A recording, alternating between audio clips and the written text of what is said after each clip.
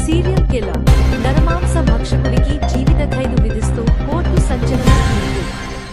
మనిషిని చంపి ఆ తలతో సూప్ చేసుకుని త్రాగే నరమాంస భక్షకుడికి ఉత్తరప్రదేశ్లోని లఖ్నో కోర్టు జీవిత ఖైదు విధిస్తూ సంచలన తీర్పు వెల్లడించింది.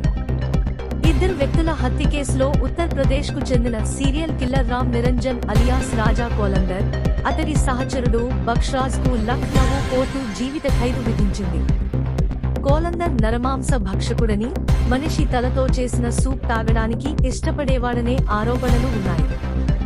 జడ్జి శిక్ష విధించే సమయంలో కోలందర్ కోర్టు గదిలో నవ్వుతూ కనిపించాడు.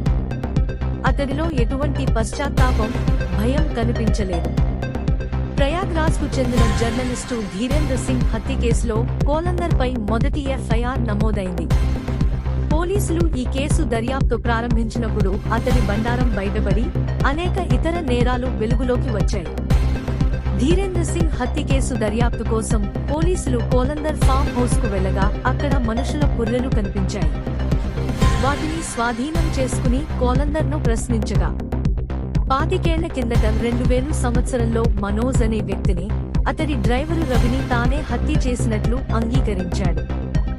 వారి మృతదేహాలను ముక్కలుగా నరికి పూడ్చిపెట్టినట్లు కోలందర్, బక్షరాజ్ వెల్లడించారు. జర్నలిస్ట్ ధీరేంద్రను పిప్రీలోని తన ఫామ్ హౌస్ కు పిలిపించి చంపినట్లు కోలందర్ తెలిపాడు. ఇతడి ఇంట్లో 14 హత్యలను ప్రస్తావించిన డైరీని పోలీసులు స్వాధీనం చేసుకున్నారు.